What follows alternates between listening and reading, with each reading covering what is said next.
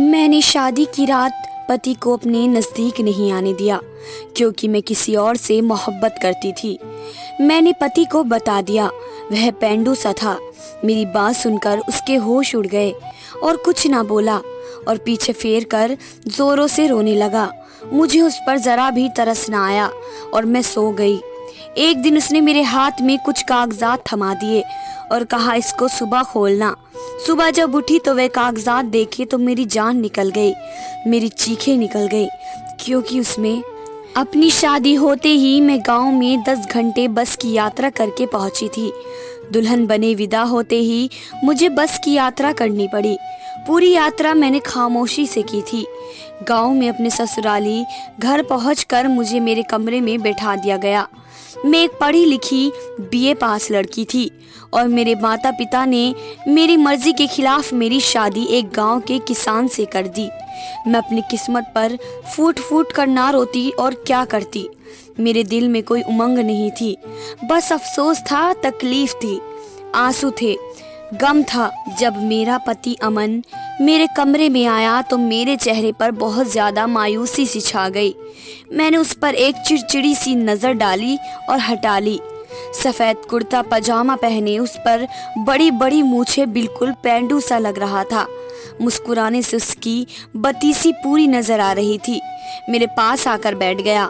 कुछ देर मुझे बड़ी गौर से देखने लगा और मुझे उसका यूं देखना भी बुरा लग रहा था।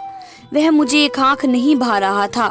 मुझसे कहने लगा, मैं बहुत खुश नसीब हूँ जो मुझे तुम जैसी प्यारी और पढ़ी लिखी पत्नी मिली है।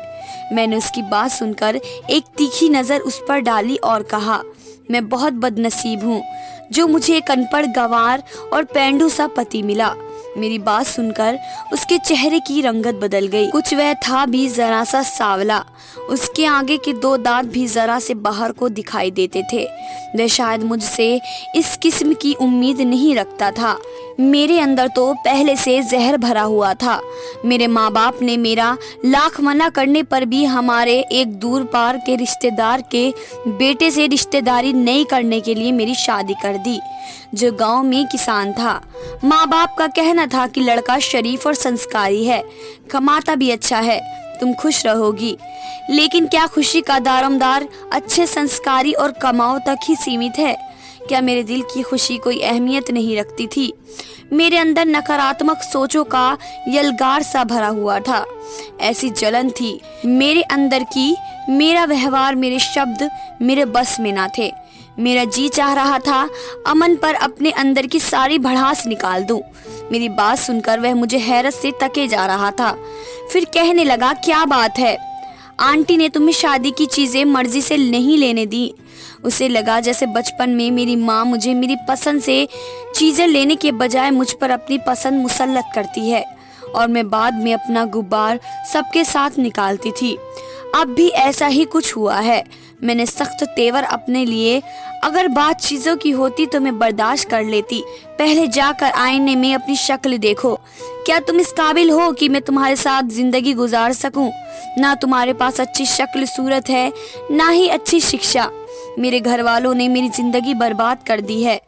अब बात मेरे सब्र से बाहर की थी। मैं रोने लगी। वह चुप सा हो गया। उसका चेहरा बुझ सा गया।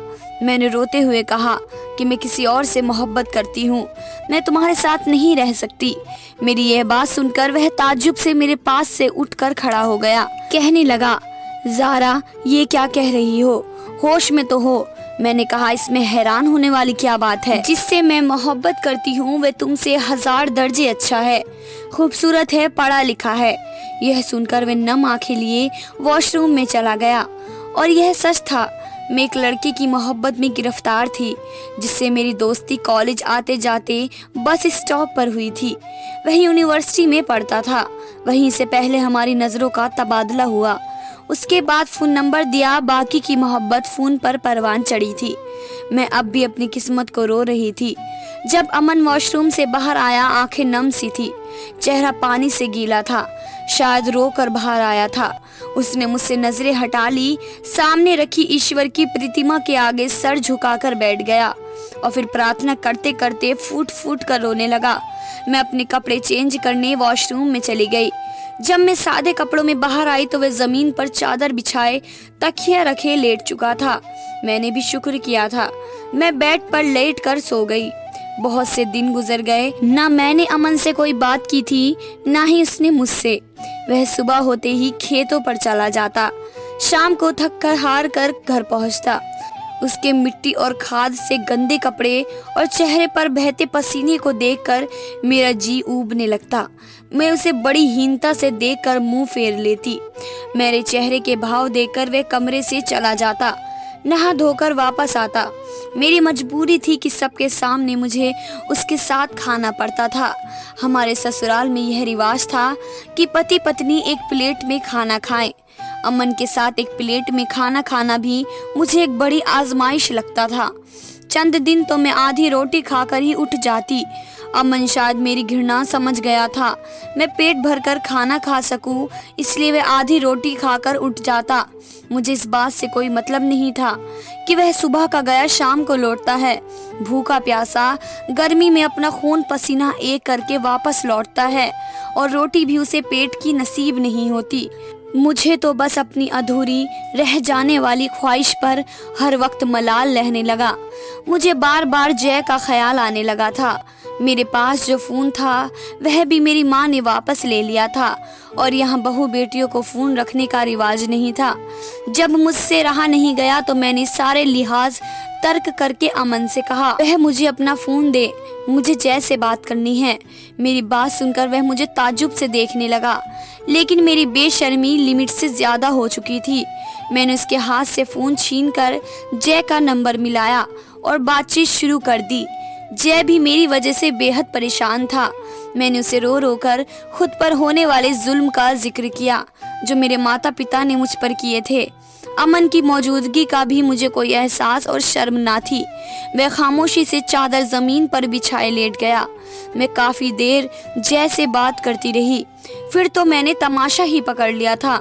रोज मैं अमन से फोन लेती और जय से बातें करती रहती। जय मुझे अब भी अपनाने को तैयार था। एक बार फोन के सिग्नल बार बार ड्रॉप हो रहे थे। अमन सो चुका था। मैं कमरे से निकलकर आंगन में आ गई ताकि मैं बात कर सकूं। आंगन में हमारे घर कोई नहीं सोता था, सब अपने कमरों में ही सोते थे। मैं आंगन में खड़ी होकर जय से बात करने लगी, लेकिन एकदम मुझे किसी ने फोन छीन लिया। मैंने गुस्से से पलटकर देखा तो मेरा देवर मुझे गुस्से से देख रहा था। कहने लगा, बेशरम औरत, तुमने क्या गैरत बेच खाई है? पति के होते हुए यार पाल रखे हैं। ना जाने वे कब से मेरी बातें सुन रहा था। वह जिस कदर ऊंची आवाज में बोल रहा था, आहिस्ता आहिस्ता सब लोग आंगन में जमा हो गए थे। अमन भी आंखें मलता हुआ आंगन में आ गया। क्या बात है, तुमने क्या रात को शोर मचा रखा है? अमन ने मेरे देवर को सख्त अंदाज में कहा। मेरे देवर ने सबके सामने मेरी पोल खोल दी। सभी मुझे देखकर हैरान थे। मुझे लगा अब तो मुझे घर से निकाल ही देंगे। अच्छा है, मैं वापस अपने घर लौट जाऊंगी और फिर जय से शादी कर लूंगी। लेकिन अमन ने सबके सामने मेरे देवर को झूठा कर दिया।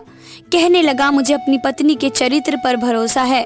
वे अपनी किसी सहेली से बात करती है और मेरी इजाजत से करती है। खबरदार, जो किसी ने मेरी पत्नी पर शक किया या उसके पाकीज़ा चरित्र पर उंगली भी उठाई तो चंद शब्दों में ही वह सबको समझा चुका था। बात वहीं खत्म हो गई, लेकिन मुझे इस पर और भी गुस्सा आने लगा। मैं कमरे में जाकर उससे झगड़ने लगी।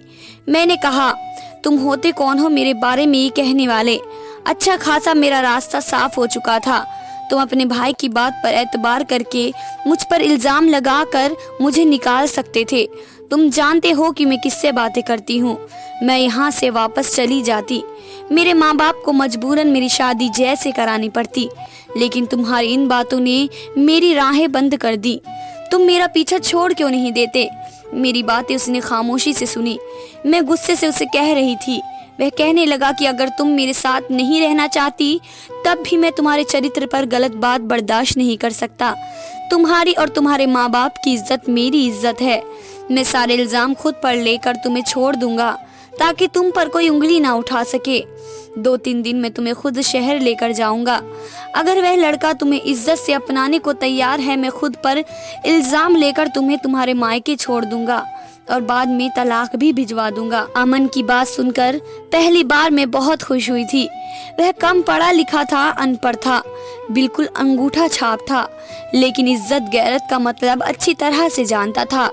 न जाने क्यों मेरे दिल में उसके लिए जज्बात कुछ बदलने लगे थे, लेकिन मैंने अपने आप को झटका और जय को सारी बात बता दी। वह तो सुनकर खुश हो गया, कहने लगा तुम शहर में आ जाओ और अपने पति से तलाक ले लो।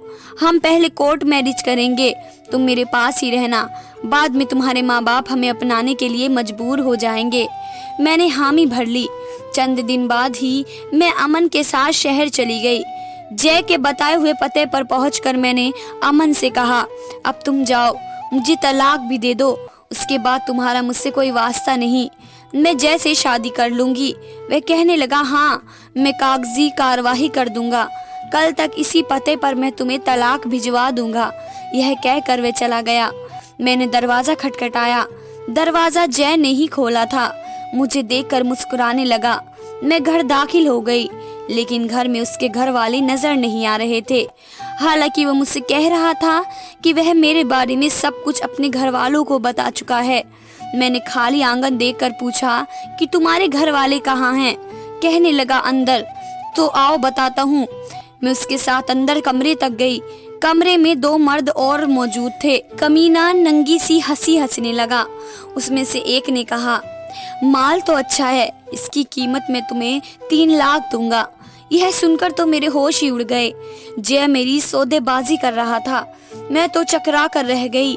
उससे पहले कि वह मुझे कमरे के अंदर धकेल कर कमरा बंद करता, मैंने वक्त पर अपना दिमाग चलाया और जय को धक्का देकर भागकर मेन गेट से बाहर निकल गई। वह तीनों मेरा पीछा करने लगे। अमन अभी इतनी दूर नहीं गया था। उसे देखकर मैं उसे पुकारने लगी। उसने पलटकर मुझे देखा। मैं भागते हुए उसके पास पहुंची थी। मेरे पीछे उस वक्त 3 मर्द भाग रहे थे। रात का अंधेरा छा गया था। वह जगह भी सुनसान थी जहां जय ने हमें बुलाया था। मैं डरी सहमी अमन के पीछे जा चुकी। वह तीनों मर्द हम तक पहुंच गए थे। अमन से कहने लगे, इस लड़की को हमारे हवाले कर दो, वरना तुम्हें जान से मार देंगे।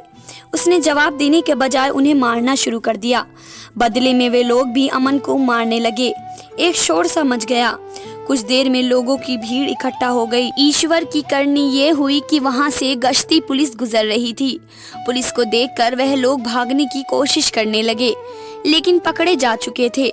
पुलिस कब से उनकी तलाश में थी। वह लोग लड़कियों को अपनी मोहब्बत के जाल में फंसाकर आगे बेच देते थे। ईश्वर ने मुझे बचा लिया था। अमन के होठों के पास जख्म हो चुका था। पहली बार मुझे उसके जख्म को देखकर दुख हुआ था। वह मुझे खामोशी से बस स्टॉप तक ले गया। मैं उसके सामने नजरें उठाने के काबिल नहीं रही थी। वह अनपढ़ होकर भी उच्च क्षमताओं का मालिक था। मुझे अपना आप उसके सामने छोटा सा लगने लगा था।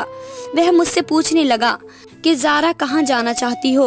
अपने माँ बाप के पास। मैंने कहा, मुझे आपके साथ जाना है। मेरी बात सुनकर उसने मुझे बड़ी हैरत से देखा था। मैं उसके संस्कारों के सामने रेजा रेजा सी होकर रह गई थी। मेरे माँ बाप ने मेरे लिए हीरा चुना था। बस मैं ही अपनी कम अक्ली से कांच की चमक देखकर अपने हाथ जख्मी करने लगी थी, लेकिन वक्त पर बच गई। अमन ने मुझसे दूसरा कोई सवाल नहीं पूछा और मुझे गांव ले गया।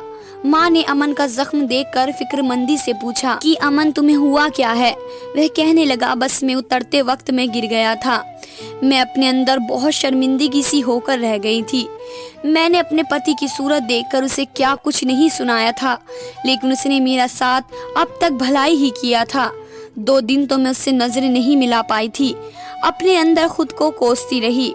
वह भी आधी रोटी खाकर मेरे पास से उठने लगा तो मैंने उसे रोक लिया। मैंने कहा, आप खाना ठीक से क्यों नहीं खाते? रोज आधी रोटी खाकर ही उठ जाते हो।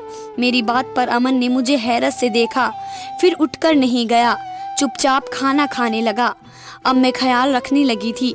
अंदर से तो मैं टूट चुकी थी, लेकिन अपने पति के सामने झुककर अपनी गलती की माफी तलाफी करना मुझे मुश्किल लग रहा था। मैं चाहती थी कि वह मुझे खुद से माफ कर दे, लेकिन वह चुप था। रात को देर से कमरे में आता और जमीन पर चादर बिछा कर लेट जाता।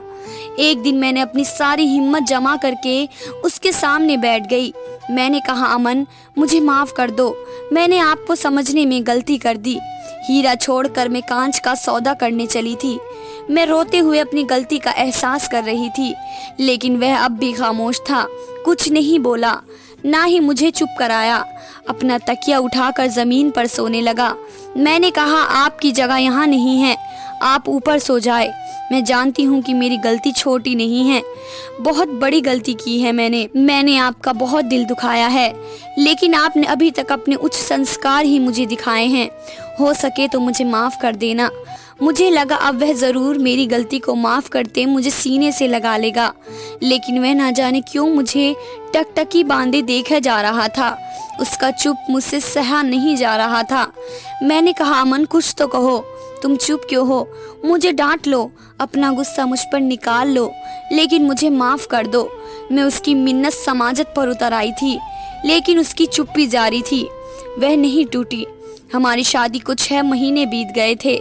शादी के बाद जो चुप्पी का ताला अमन अपने होठों पर लगाया, वह मेरी मिन्नत समाजत और रोना धोना भी ना खोल सका। वह मुझे खाली आंखों से देख रहा था, चुपचाप लेट गया। सुबह चंद कागजात मेरे हाथ में थमा दिए। मुझ पर तो जैसे आसमान गिर पड़ा था। मैं तड़प तड़प कर रोने लगी, कहने लगी, अमन मुझे तलाक नहीं चाहिए। मैं इसके सामने रोने बिलबिलाने लगी थी। कहने लगा, तुम पढ़ी लिखी हो, इसे पढ़कर साइन कर देना। यह कहकर कमरे से बाहर निकल गया। मुझे नहीं मालूम था कि मर्द के दिल में उतर जाने के बाद औरत अपनी गलती पर जितना चाहे माफ़ी मांग ले, उसे वह इज्जत फिर से नहीं मिलती। या शायद मर्द सब कुछ सह लेता है, बस दूसरा मर्द बर्दाश्त नहीं कर सकता। मैं वह कागजात को हाथ में लेकर फूट फूट कर रोती रही। मेरी इतनी हिम्मत ना हुई कि वह कागज पढ़ लूं। मैंने सोच लिया था कि रात को अमन के पाँव पकड़कर माफ़ी मांग लूंगी, लेकिन तलाक नहीं लूंगी। रात को जब वह कमरे में आया तो मैं उसके पाँव में बैठ गई, गिड़गिड़ा कर उससे माफ़ी मांगने लगी। उसने मुझे दोनों बाजुओं से पकड़कर खड़ा किया, कहने लगा, तुम कागज पढ़ लेती तो यूं ना रोती, वह तलाकनामा नहीं है। फिर दराज से निकाल कर मुझे कागज पकड़ा दिए। मैंने आंसू पोंछकर जब कागज देखा तो वह जमीन के कागजात थे, जहाँ वह हल चलाता था। अपने हिस्से की सारी जमीन वह मेरे नाम कर रहा था। मैंने उसे हैरत भरी नजरों से देखा कि वह अपना सब कुछ मुझे क्यों सौंप रहा है। मैंने कहा, अमन यह सब मेरे नाम क्यों कर रहे हो? कहने लगा, इसलिए कि तुम मेरी पत्नी हो। मैं कल शहर जा रहा हूँ, कुछ दिन बाद लौटूंगा। अमन ने मेरे लाख मना करने पर मुझसे साइन करवा लिए। अगले दिन वह शहर चला गया। 4 दिन मैंने बड़ी बेसब्री से उसका इंतजार किया था। वह वापस तो आया, लेकिन घर में कोहराम मच गया था। शहर से अमन का मृत शव गांव आया। मेरी तो दुनिया ही उजड़ गई थी। उसका एक शहरी दोस्त उसका शव लेकर आया था। उसी ने बताया कि पिछले 2 महीने पहले ही अमन को मालूम हुआ था कि उसे कैंसर है, वह ज्यादा दिन नहीं बच सकेगा। न जाने पिछले 6 महीने से कौन सा गम उसे खाए जा रहा था, जिसका नतीजा उसकी जान ही ले गया। मुझ पर तो गसी के दौरे पड़ने लगे थे। 2 दिन बाद मैंने कुछ होश संभाला तो एक खत मुझे मेरी सास ने दे दिया। कहने लगी, ज़ारा ये अमन के दोस्त ने दिया है, कह रहा था अमन ने तुम्हारे नाम भेजा है। यह सुनकर मुझे हैरत का झटका लगा था। मैंने अपनी सास से कहा कि माँ जी, अमन तो अनपढ़ था, तो फिर खत कैसे लिखा? उस पर माँ जी ने मुझे तबुज्जे से देखा और कहने लगी, तुम्हें किसने कहा कि अमन अनपढ़ था? उसने 10 क्लास गांव के स्कूल से पास की थी और ग्रेजुएशन प्राइवेट पढ़ी थी। साथ ही साथ अपने बाप का बाजू भी बना रहा। मैं तो सुनकर दंग रह गई। मैं शादी से पहले कभी गांव नहीं आई थी। मुझे लगा था मेरी होने वाली सास के सब बच्चे अनपढ़ ही होंगे। माँ जी कहने लगी, तुम्हें अमन बचपन से चाहता था, कहता था माँ ज़ारा पढ़ाई कर रही है, इसलिए मुझे भी आगे पढ़ना है। कल को जब वह मेरी पत्नी बने तो उसे लोगों के सामने ये शर्मिंदगी ना उठानी पड़े कि उसका पति अनपढ़ गंवार है। मुझ पर यह खुलासे किसी हथौड़े की तरह से लग रहे थे। आज तक मुझे अमन ने यह नहीं बताया था कि वह पढ़ा लिखा है। मैंने वह खत लिया और खोल कर पढ़ने लगी। ज़ारा, मैंने आज तक तुम्हें यह नहीं बताया कि मैं पढ़ा लिखा ग्रेजुएट हूँ, क्योंकि शिक्षा हासिल करना हर शहरी का हक है और ज़रूरी भी। और फिर उन बातों को सबके सामने जताया जाए कोई ज़रूरी तो नहीं होता। मैंने जब से होश संभाला है अपनी माँ को यही कहते सुना है कि वह तुम्हें अपनी बहू बनाना चाहती हैं, इसलिए मेरा दिल में तुम्हारी मोहब्बत की कोपल बचपन से ही फूटने लगी। जैसे जैसे मेरी उम्र बढ़ती रही मेरी मोहब्बत भी परवान चढ़ती रही। कब मेरी मोहब्बत एक हरे भरे पेड़ की तरह मेरे वजूद में अपनी जड़ें पकड़ चुकी थी, मुझे अंदाज़ा ही नहीं हुआ। मुझे जब भी माँ यह कहती ज़ारा पढ़ रही है तो मुझे भी पढ़ाई का शौक होने लगा। जब वह यह कहती ज़ारा को खाने में ये पसंद है, मुझे वही चीज़ें खाने में अच्छी लगने लगी। मैं शायद गलती से तुमसे इश्क कर बैठा था ज़ारा, इसलिए शादी की रात तुम्हारे मुंह से बातें सुनकर मुझसे बर्दाश्त ही नहीं हुआ। मैंने आज तक कभी आंसू नहीं बहाए थे, रोना तो बहुत दूर की बात है, हर हालात का डटकर मुकाबला किया था, लेकिन उस दिन तो टूट कर ही रह गया था। कुछ सह सकता है, लेकिन अगर लड़की शादी की पहली रात ही ये कह दे कि वह अपने पति की बजाय किसी और से मोहब्बत करती है तो पति का मान एतबार चकनाचूर हो जाता है। मैं भी टूट चुका था, फिर मैंने तुमसे मोहब्बत भी बहुत टूट कर की थी, इसलिए जब तुम मेरे सामने अपने आशिक से बातें करती, ऐसी बातें जिस पर पति होने के नाते मेरा हक था, तो मेरा दिल खून से आंसू रोता। कब यह गम मुझे कैंसर जैसी घातक बीमारी में ले गया मुझे पता न चल सका। मैंने अपनी सारी जमा पूंजी तुम्हारे नाम कर दी है कि कहीं मेरे मरने के बाद तुम्हारे साथ कोई ज्यादती न कर सके। तुम आज़ाद हो ज़ारा, पूरी इज्जत के साथ तुम्हें कोई भी अपना सकता है। मेरी मोहब्बत शायद मेरा मसला थी, इसलिए मौत धन तक मेरे साथ जाएगी। खद पड़ते हुए मैं जोरों से रोने लगी थी। यह मैंने क्या कर दिया था, क्यों कर दिया? मैंने सोचा समझा क्यों नहीं। मेरी बेवफाई ने मेरे पति की जान ले ली।